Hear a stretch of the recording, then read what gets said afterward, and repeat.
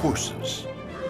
Powerful, graceful, and thunderously fast.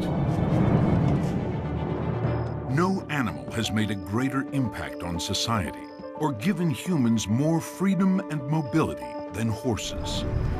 The thrill that people still get today from riding a horse at top speed, there's nothing like it. Whereas if you get on the back of a cow, it's not that great an experience. Centuries before Egyptians built the pyramids, Eurasian nomads unlocked the power of horses and used them to reign supreme over vast territories of the ancient world. But how did they do it? Follow anthropologist Niobe Thompson as he visits the last of today's horse riding cultures and explores archaeological sites and genetics labs, seeking to unlock the mysteries of the world's first riders. The horse transformed what it means being human. It gave the possibility to explore the world in a way that had never been possible before. But horses could also bring terror at the hands of brutal raiders and even pandemic disease. Time travel back to when prehistoric people began capturing wild horses and rode them like a tide that would forever change the course of human history. First Horse Warriors, right now on Nova.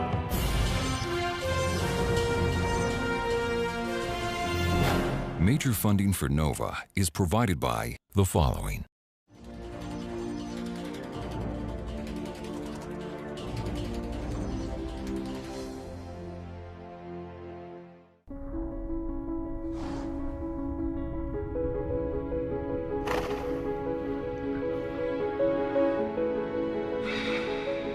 Horses are magnets for our attention.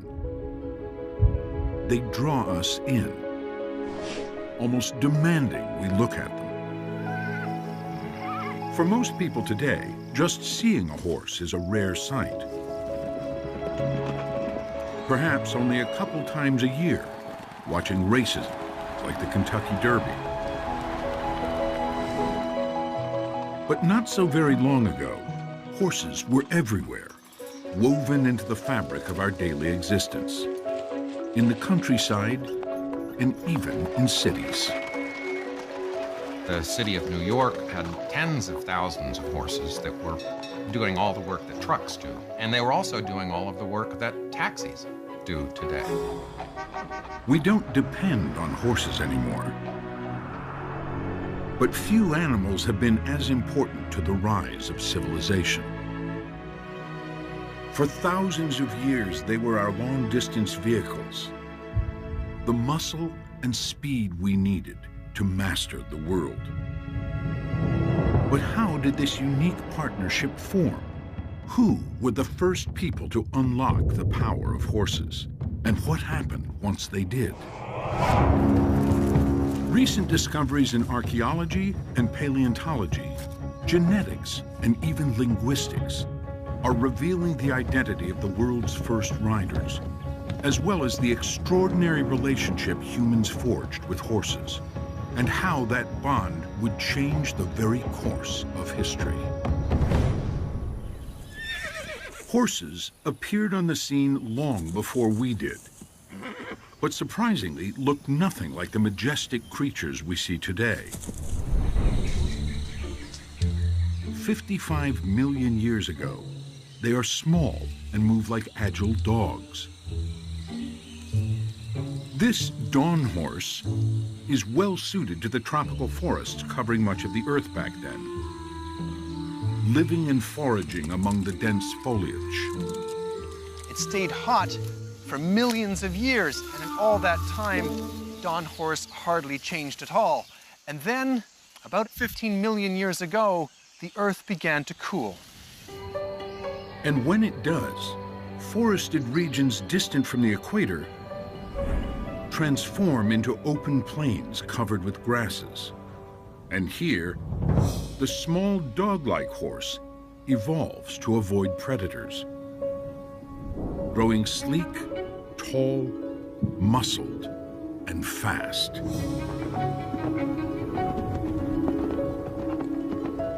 Although horses first appear in North America, as their numbers grow, they migrate across Beringia, the land bridge that once connected the continents. More than 100,000 years ago, herds of horses in Europe and Asia prove a rich source of meat for Stone Age hunters.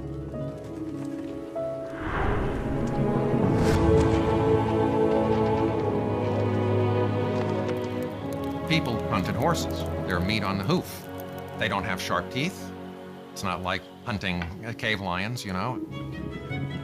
And early hunters know how to find migrating horses. Horses are relatively predictable animals, and they tend to follow a regular system of water holes and grazing places.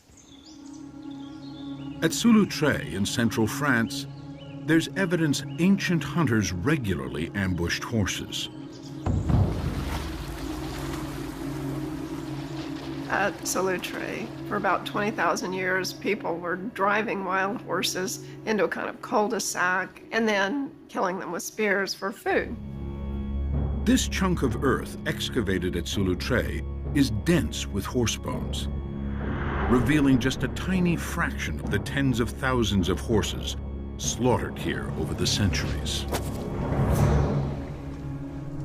At Chauvet Cave in southern France, the importance of the horse to our Stone Age ancestors is on clear display. When you look at this marvelous wall, you see all of the major animals of the Stone Age world depicted. You've got reindeer and mammoths, big cats, but the horse seems to play the most prominent role.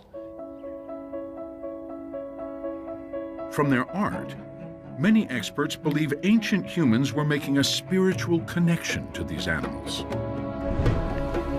Despite such reverence, prehistoric humans may have overhunted horses. And by about 10,000 BC, when a changing climate may have also depleted their numbers, horse herds became scarce in Europe and disappeared entirely in the Americas, where they would not return until European explorers sailed them back in ships. But on the grassy steppelands of Central Eurasia, the descendants of horses that migrated from America flourish. And it's here that many experts believe prehistoric humans eventually discover how to ride them. The steppe refers to this long grasslands plain, stretching over 5,000 miles from the edge of today's Europe all the way to Mongolia in Asia. It's a harsh environment, cold in the winter, hot in the summer, and in many places too dry for agriculture. But you can pasture animals. And these Kazakh herders are following in the footsteps of their nomadic ancestors, who may have been among the first people to capture and ride horses. And Niobe has come here to see what he can learn from them.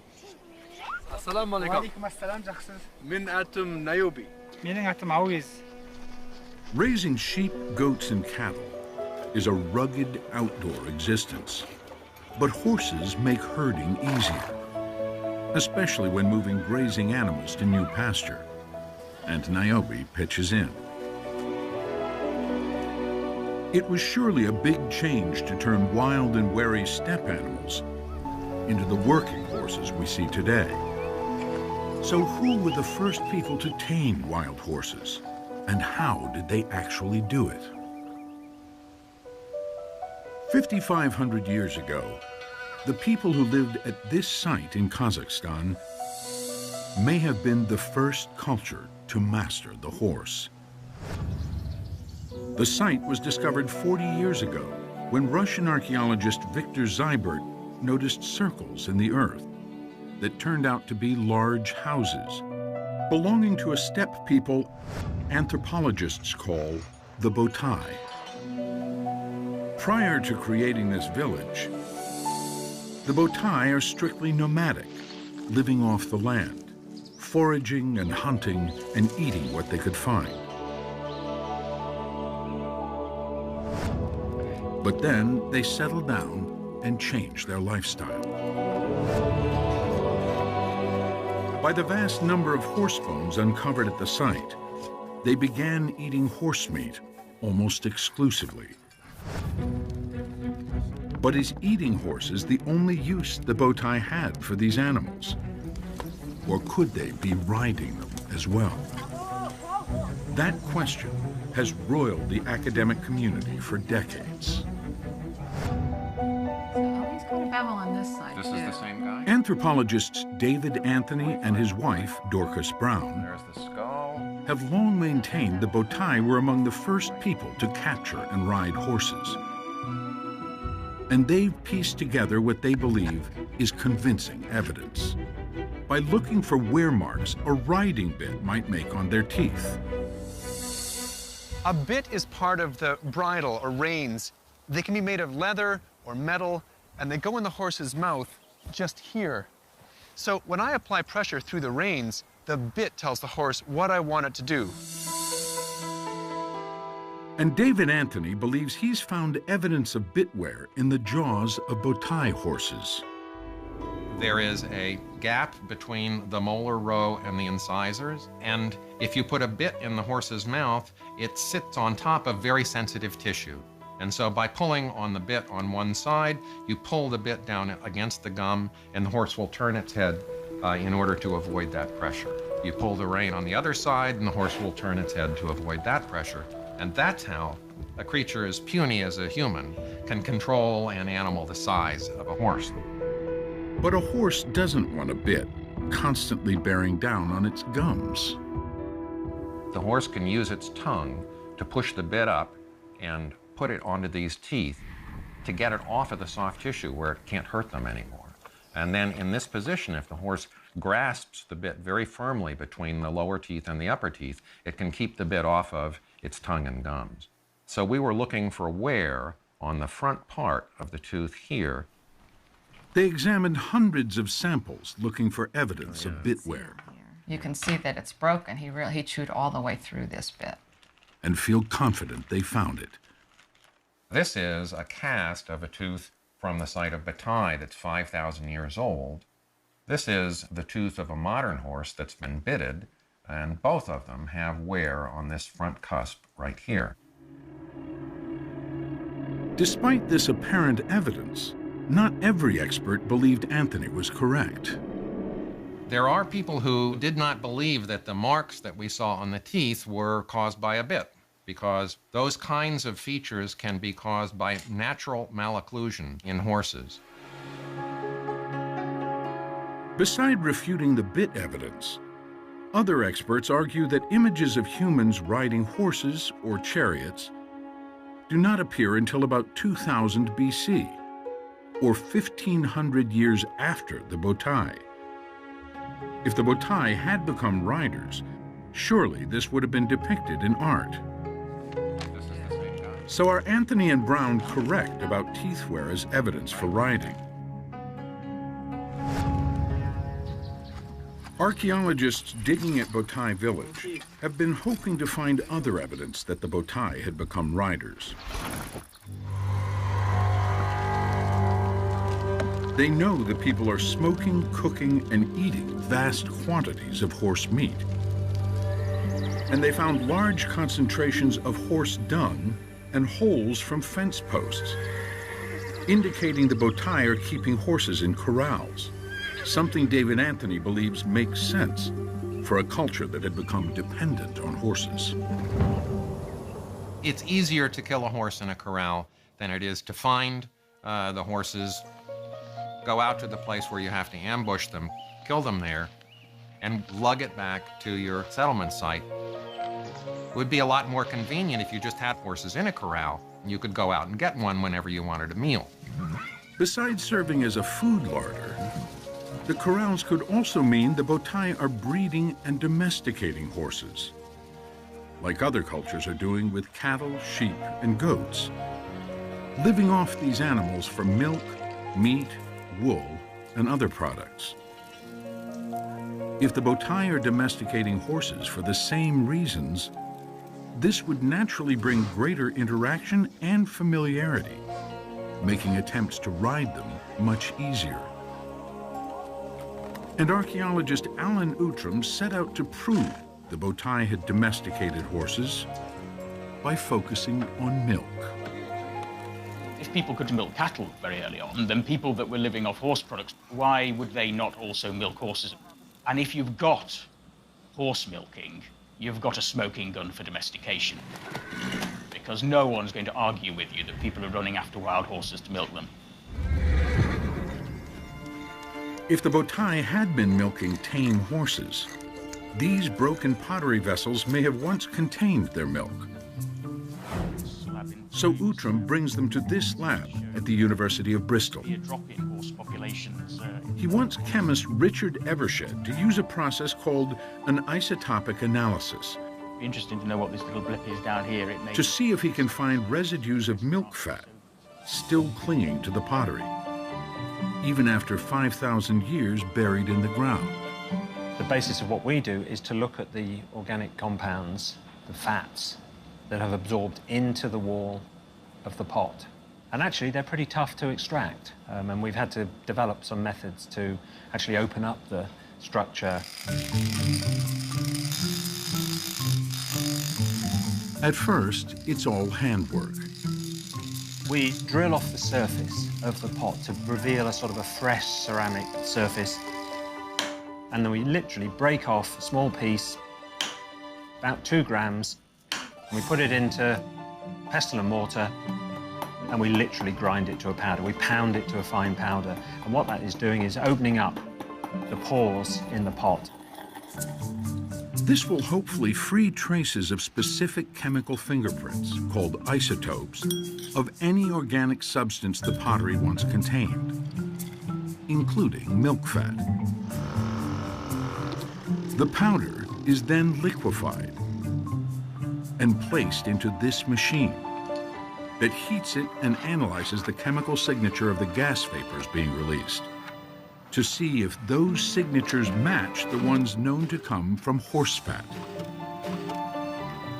So these are the results of the isotope analysis, and you can see these 2 major peaks, and these are the fatty acids that tell us we've got an animal fat. A good start, but evidence of fat doesn't necessarily mean milk fat. It could be carcass fat. We can't say from just looking at these peaks exactly what type of fat we've got.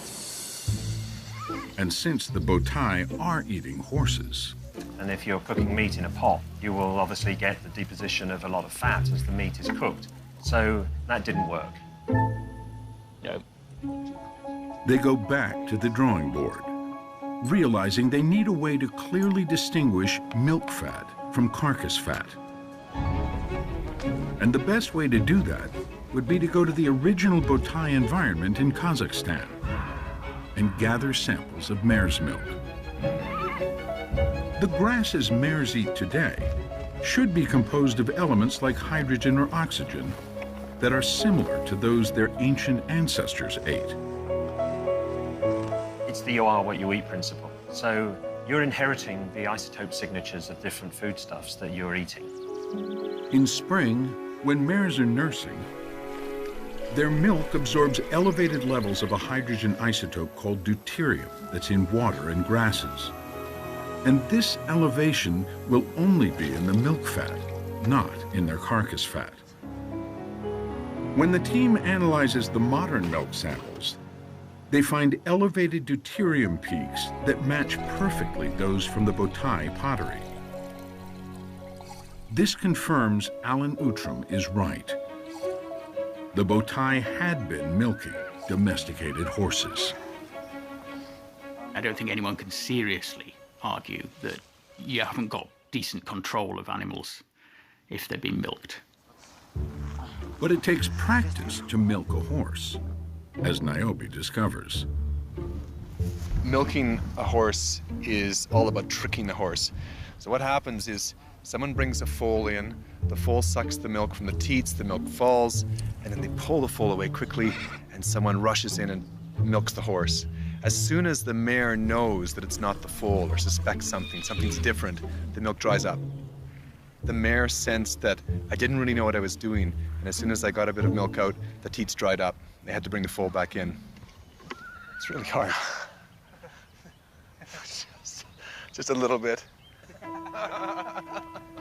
Only horses used to a human touch would have allowed the bow tie to milk, tame, and ride them. And so by the time you start to pile all of this evidence on, the people living in sedentary villages, milking the mares, eating the horse meat, it's fairly evident that you have domesticated horses there. And gathering large herds of domesticated horses would be extremely difficult without horse riders to herd them. If you ask people who manage horses today, how can you manage horse herds without riding horses? They laugh at you. Of course you have to be on horseback to manage herds of horses. So despite their doubters, all the evidence points to Anthony and Brown being correct. The bow tie were riding horses. But how did the bow tie convince large wild animals to let them climb on their backs? You choose the docile animals. So you would approach a horse, and if it ran away, you didn't get it. But if you approached a horse and it was sort of curious and interested, then you could begin with that horse and then go build on from there, build a whole herd from there.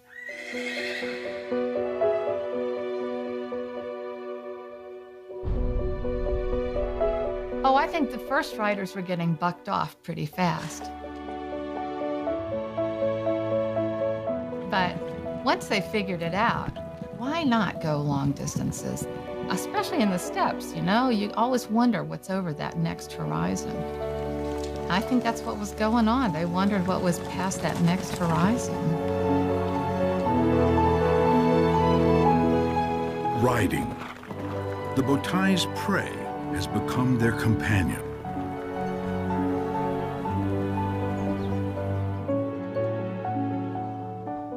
Riding this magical creature must have felt like breaking a law of nature.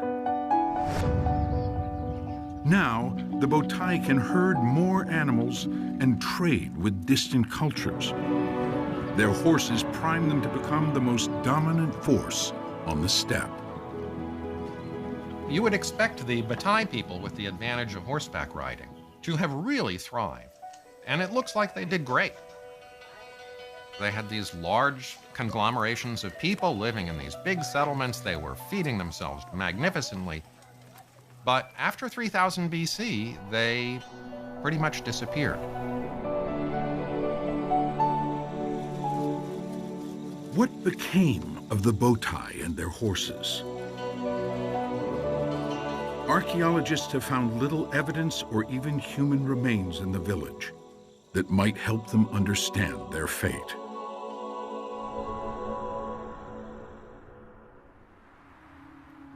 And that's what makes this discovery by Alan Outram's team so important. A fairly intact bow tie skeleton. We can't stress how rare human remains are at this site. Their hope is that these bones will yield DNA that geneticists can trace to later populations that may have absorbed the bow tie and become their heirs. Recovering ancient DNA is extremely difficult. But Danish geneticist Eske Villesjø has earned a global reputation for finding and sequencing the genomes of our oldest ancestors. And he's come to bow tie village to see if this rare skeleton looks like it could yield DNA that has survived the ravages of time. Hey guys. Hey, so you found the human, huh? Yes. But you have no idea how much of the skeleton is there, huh? We don't yet. There are quite a lot of bone fragments all around. Some of them are horse bones. Yeah, yeah. Eske is impatient to get specimens back to his lab, but he'll have to wait for the meticulous process of uncovering fragile bones from the packed earth, and then hope for the best. We are getting DNA out of a lot of specimens that we 6-7 years ago didn't think you could get anything out of whatsoever, right? And now they're working. So, I mean, it's really hard to predict whether this specimen will work or not, but I'm pretty optimistic. When you have cleared the head, can we kind of remove the lower jaw to get a tooth? I think the lower jaw will come away By itself, huh? Yeah. Eske wants a tooth because the DNA inside is protected by an outer coating of enamel. The team gives him one. Wow, okay, this is beautiful. This is beautiful. This is beautiful. Oh, this is fantastic. Yeah. Amazing, yes. Yeah. Thank you very much. You're very welcome. Yeah. And there's something else. Oh, hey, there's a petrus there, right? Yeah. Wow. The petrus, a small bone that's part of the skull near the inner ear, is a fortuitous find. So the petrus bone is the most dense bone in the human body. Therefore, the DNA preservation is better than in other parts of, you can say, the post-skeleton material. After months of work, Eske and his team identified the genetic signature of the Botai villager. They expected to find traces of his genome in later steppe cultures, but stunningly, they couldn't find it. The Botai people, if you want, as far as we know, haven't left any direct descendants. Despite their resources and well-established community, the Botai somehow died out.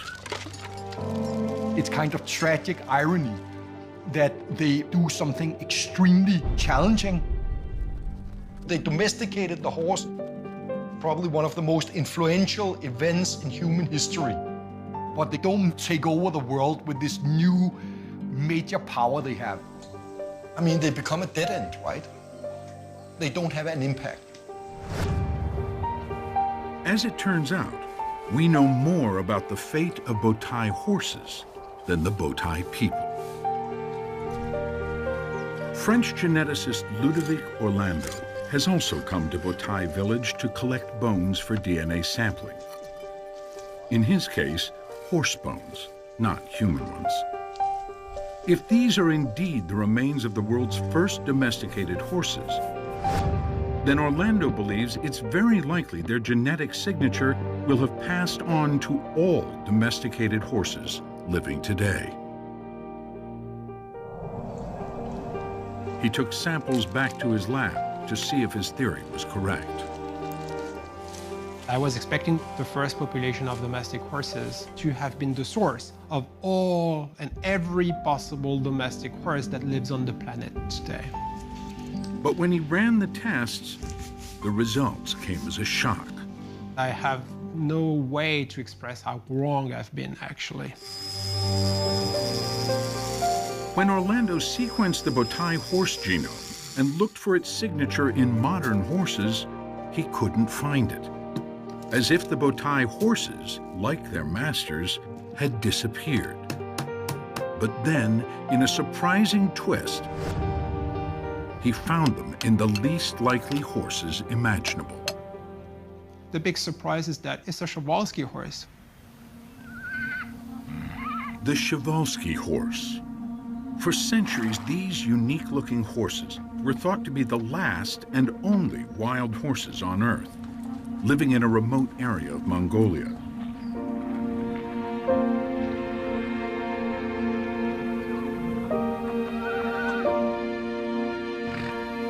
As it turns out, they are the genetic descendants of Botai horses that returned to the wild when their masters disappeared. So these last of the wild horses are actually descendants of the first domesticated horses, a living legacy of their Botai masters. Although the Botai fade away, Another steppe culture seizes the mantle of horse kings. They are called the Yamnaya. Bands of nomads who roamed a territory north of the Black and Caspian Seas at the start of what's called the Bronze Age. By about 3000 BC, they become the greatest horse culture of the ancient world. The most important thing about the Yamnaya culture is that they were the first culture to take advantage of both horseback riding plus wagons. Although the first wagons are heavy and crude-looking, they are a breakthrough technology.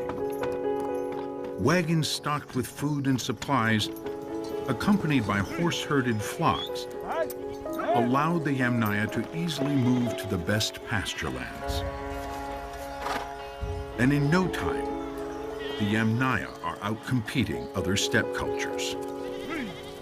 The horses helped them increase their herds. And so they could get more sheep, more cattle, and more meat. And so they became wealthier. Horse herders could beat everybody out. And if anyone dares to resist the Yamnaya, here too, the horse gives them the upper hand, literally. It was an advantage to ride up to somebody on a horse and use the horse as a platform. The height advantage is a real advantage. I think we find it hard to imagine how thoroughly they could overcome other populations who are just sitting there and unfortunately very, very vulnerable. Over time, the Yamnaya and other cultures they influence develop weapons like battle axes that are lethal on or off a horse. This battle axe was a very important piece. The edge is not sharp, it's not very good for cutting wood, but used in battle for, well, breaking skulls, it's very efficient.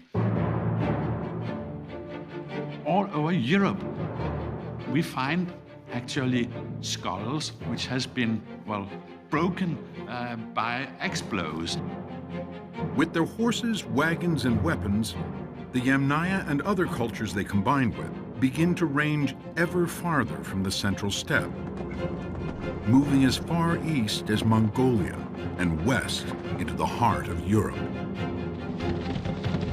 And David Anthony contends these aggressive nomads dominate almost every population they encounter, because many people begin speaking Yamnaya. Language is connected to power or to wealth. People drop the language they're speaking and adopt a new language because that language gives them advantages. But the Yamnaya left no written record of their language. So how could Anthony or anyone possibly know what their language looked like or sounded like?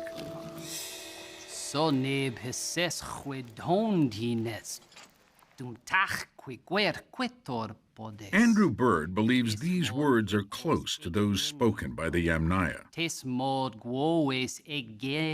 made up the story, but can trace the words back to the time they were first spoken, and then reconstruct the language they came from.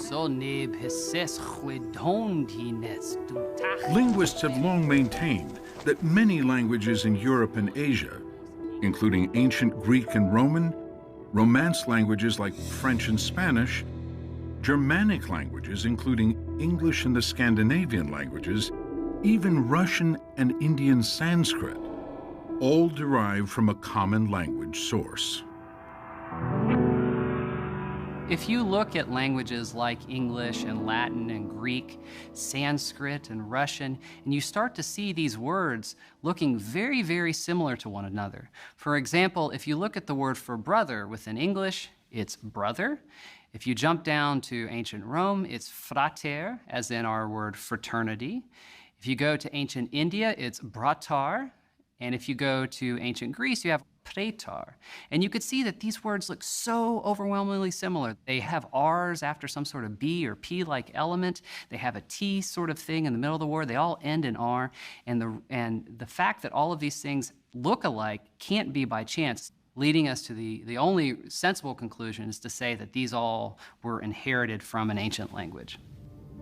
Linguists call this source language Proto-Indo-European. They can take a word like is and trace its spelling and sound pattern back through past languages to approximately when the word first appeared.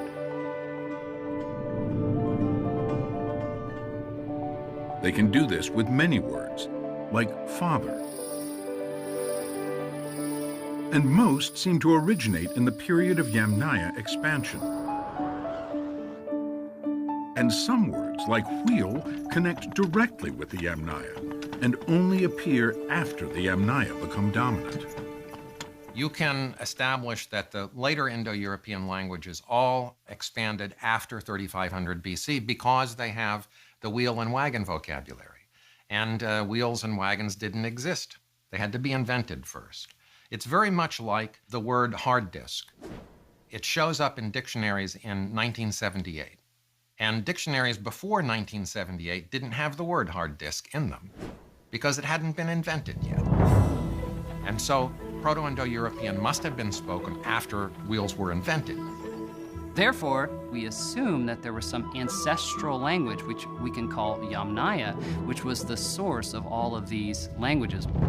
But how did these bands of nomads overwhelm other cultures so completely that people began speaking their language? Shouldn't there be some indication they had become conquerors? There is very little evidence that what happened 4,800 years ago is related to violence, that there was a massive amount of warriors coming in and just like stabbing and killing everybody, because we don't find evidence for that. So how did Yamnaya language and culture spread across Europe and Asia? Is there something more tangible than language to account for their dominant presence? Back in Copenhagen, Eske Villesju had long puzzled over the question: which ancient cultures were most responsible for the ancestry of people living today? Our history, far back in time, is actually written still in our genes. And that means you can follow human history by analyzing the genome of these ancient individuals. He was especially curious about the Yamnaya. If they had dominated large parts of Europe and Asia, then their DNA should have passed on to future generations down to the present. His team began by sequencing ancient remains from across Eurasia, and then comparing them to a Yamnaya genome to see how widely the Yamnaya genes had spread. They then compared this data to the genomes of modern populations and put the results on what are called PCA plots. PCA is a way of understanding very simply and visually the differences in genetic ancestry between populations. For example, you put a bunch of people from Europe on a PCA, and you'll notice that the people in Northern and Southern Europe separate. The second thing you want to do on this is to overlay ancient populations on top of the modern populations and see where they lie. These two plots show modern population groups as gray dots in Europe and Central Asia. When we overlay the genomes of people who lived 10,000 and 8,000 years ago, we see almost no overlap, indicating little genetic connection to people living today. But in this plot, representing the approximately 5,000-year-old Yamnaya expansion, the dots overlap significantly, meaning today, millions of people of European and Asian descent owe their ancestry to Yamnaya nomads of the Eurasian steppe. What we didn't understand from the archaeology is the extent of the movement and the impact that the Yamnaya had on genetic ancestry. But now we know that up to 50% and 30%, respectively, of the genetics of Europe and South Asia are directly descended from that of the Yamnaya. So the impact is huge, as much as any genetic ancestry that we have. And the Yamnaya could not have made such a massive and wide-ranging genetic impact without their horses and wagons. Anthropologists like Anthony were right that the early Bronze Age is characterized by this very significant movement of the Yamnaya peoples on horses that are very speedy, very fast, into northwestern Europe and Central Asia. And they're bringing with them, of course, the genes, the culture, and the language. But the majority of archaeologists, didn't believe this was the case. For Anthony and Brown, this was vindication. The Yamnaya had been masters of their universe. We were very happy. We were smiling and laughing and going, oh my God, I can't believe it's that big. But I was pretty sure these guys were roaming all over the place. But a big question remained. It appears Yamnaya numbers are small compared to the size of the populations they encountered. So despite the advantage their horses gave them, Eske wondered if there could be other factors that weakened the populations they dominated. And first we thought, well, maybe it's some kind of climatic changes, and we went, through the climate records, and we couldn't really see anything very dramatically. And then there was one of the archaeologists on the team said, well, what about diseases, right? So we thought, well, let's look for pestis. Yersinia pestis, the plague. During the Middle Ages, this lethal pandemic killed over half the population of Europe. If it had struck during Yamnaya times, it might have decimated local populations, clearing a path for a Yamnaya takeover. Eske decided to see if he could find traces of the plague in the bones of the Yamnaya and the people they encountered. But he would need lots of human samples to test. Remarkably, in St. Petersburg, Russia, a rather unique anthropology museum had just what he needed. Some of the museum's displays have a Ripley's Believe It or Not feel to them. But the real treasures are in storage, as Niobe finds out firsthand. If you're after DNA from any part of the former Soviet Union, this is the place to come. The Museum of Anthropology that Peter the Great founded over 300 years ago, the Kunstkamera. So for centuries, Russian archaeologists have been coming back to these storerooms with their discoveries. And today, well, the collection of human remains is astounding. There are hundreds of skulls and skeletal remains from different time periods and throughout Asia and Europe. Oh, wow, okay. This is a large collection. And Eske has convinced the museum's archaeologist, Slava Moiseev, to let him take back scores of teeth and petrous bones to analyze in his lab.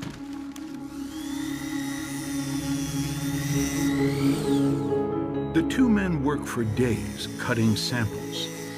Nothing like the smell of fresh bone in the morning. Carefully documenting each specimen and literally pulling teeth.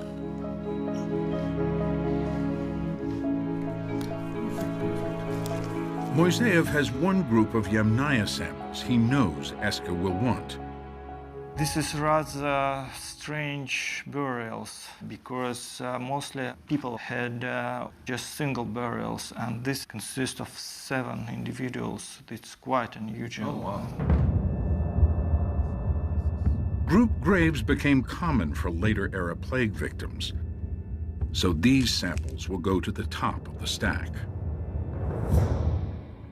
In the end, the museum, like the Tooth Fairy, bequeaths Eske a gold mine of samples. And sure enough, many contained genetic evidence of the plague.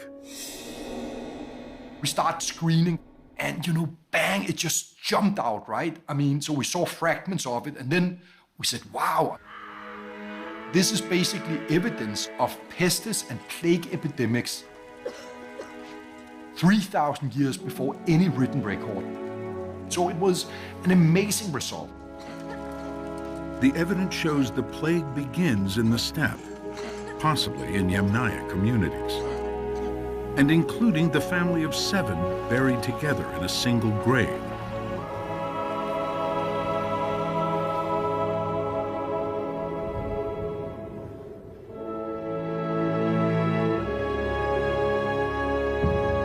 So clearly, at some point, the Yamnaya themselves are suffering horribly. But those that do survive probably develop immunity.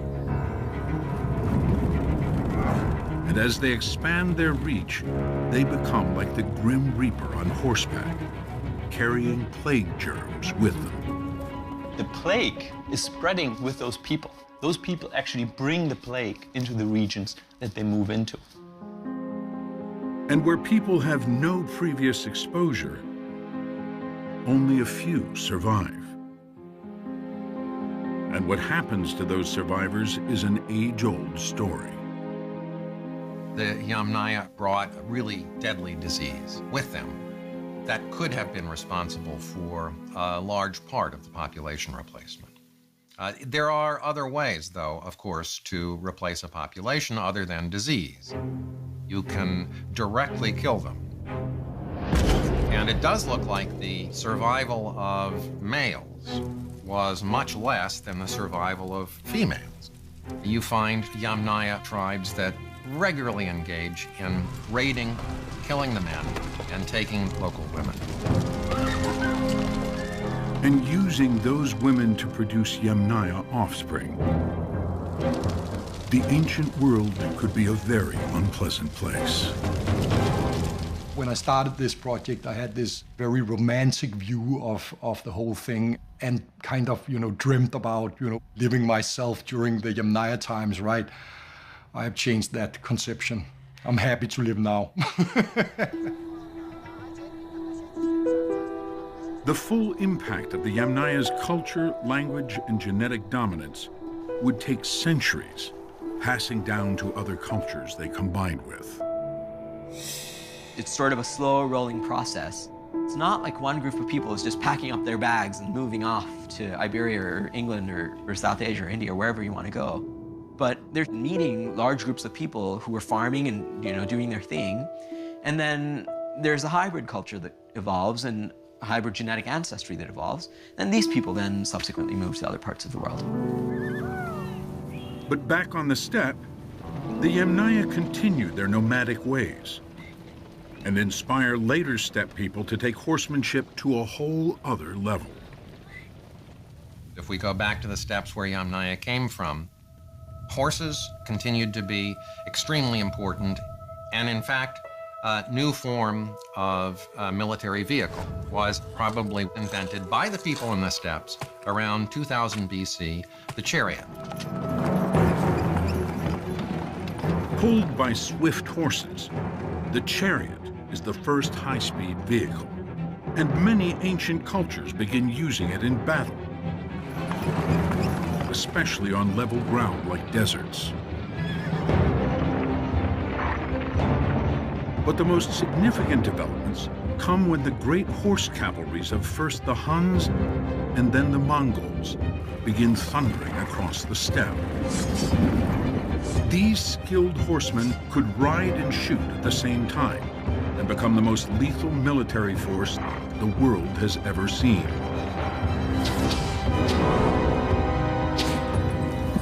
Capable of bringing armies and whole cities across Asia, Europe, and the Mediterranean to their knees. Although these steppe warriors emerged centuries after the Botai and Yamnaya, their roots go back to those first riders and their mastery of horses.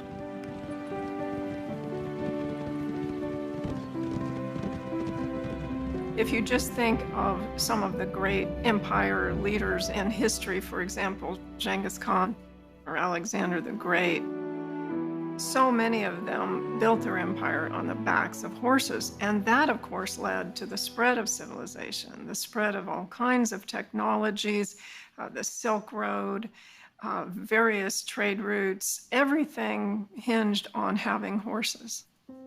The reverence ancient people had for horses, revealed first in early cave paintings, would continue for thousands of years. This bronze and gold sun chariot, discovered in Denmark, perhaps expresses this best, and is one of the most important symbols of the Bronze Age.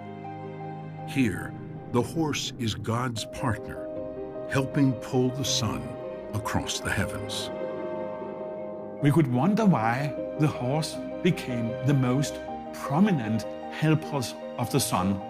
But I think the reason is that the horse was, and is, even today, perhaps the most aristocratic animal that you can find. A natural choice for a divine being, the very symbol of movement.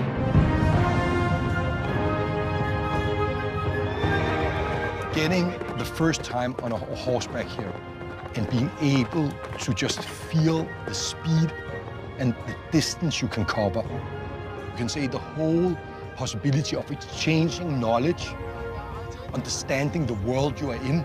It's a game changer, right? It's a game changer in human history. For nearly 6,000 years, horses have been the human race's special companion. Our extra muscle, our overland vehicles, and symbols of power. Horses gave us the freedom to move, and that freedom changed the very nature of human life. For all we puny humans lack, horsepower made up for it.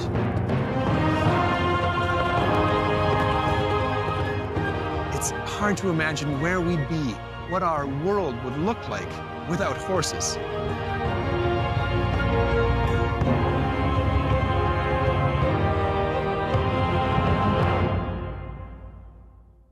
Major funding for NOVA is provided by the following.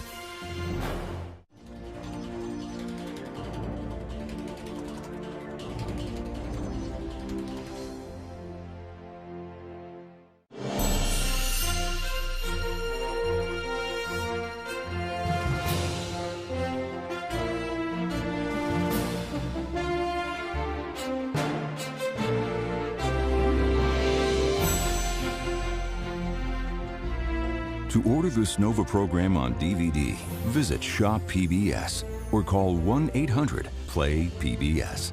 This program is also available on Amazon Prime Video.